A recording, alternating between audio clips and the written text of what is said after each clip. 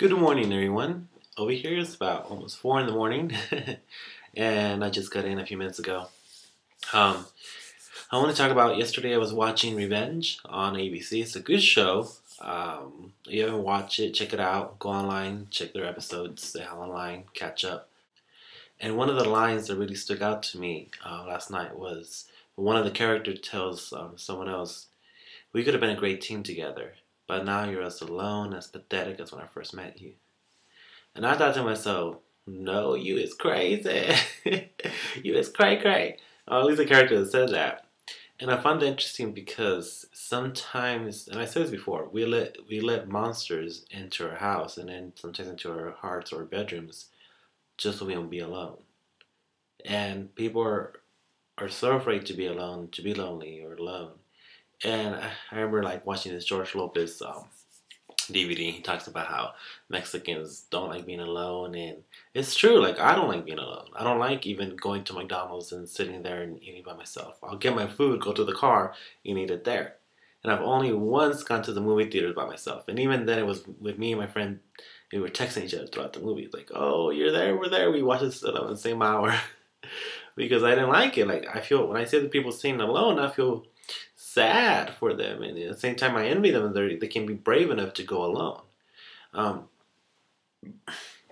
I see them, I'm like, you can come sit with me, you can come sit over here. I don't know, I just feel bad for people. Like, ever since I was in school, I don't like being alone. But and I've been in situations where you're around some people and you go, why am I here, why am I here with these people? Back when I lived in East LA, there was a group of friends that one of my friends introduced me to. And right off the bat, I got like a bad vibe, like bad energy. I don't know what it was. I didn't know what was going on. I just didn't like it. But I gave him a chance. Two or three more times we hanged out, and they were basically like the ugly version of Mean Girls. They were negative people, and so I got to the point where I was like, you know what? I don't want to hang out with your friends no more. I don't like it. I don't feel comfortable. They're negative. They talk crap about people. They talk crap to you. I was telling my friends this, and it's like I don't even see the point where you're friends with them.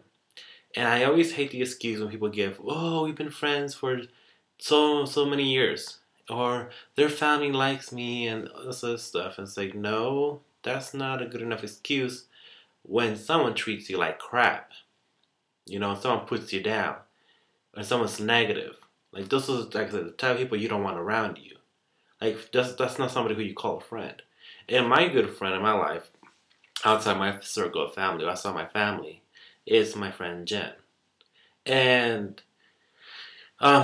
she's a good friend in so many ways. But the one thing that I really like about her that I have noticed is that when something good happens to me, she's sometimes happier than I am. You know what I mean? And it's rare to find somebody that can celebrate you in your good times and be there for the bad times. Stick around and be there for support. And she's done that for the past 6, 7 years. And I am so lucky to have a friend like that can be there for me, that, despite my difficult ways and my flaws and everything, she's always been there for me. And so I suggest you leave those little monsters, negative energy, negative people out of your life. Like I said, cut them out. You have to learn how to cut people out. And it's not easy. Like, there are times where there's someone that I know I shouldn't talk to anymore, that I should cut out. My sister, she'll roll her eyes whenever I get a text message. And it's hard. It is hard, to completely leave out some people when they meant something to you at some point in your life, where you were close to them, and there's that hope they might change. And, throughout the years, I've realized some people just don't change. You know what I mean? They keep on disappointing you with the same crap. It makes you go, like, this is the reason I kept my distance from you, And so some people you keep at a distance because it's convenient to have them around. And some people are just bad for you. So that's the way I see it. About sometimes it is better to be alone. And, than be with bad company, and just wait until you find somebody that's going to be a good friend for you. That's not going to be your competition. That's not going to be competing against you. That's not going to try to put you down to make themselves feel better. Because you don't want those people around you.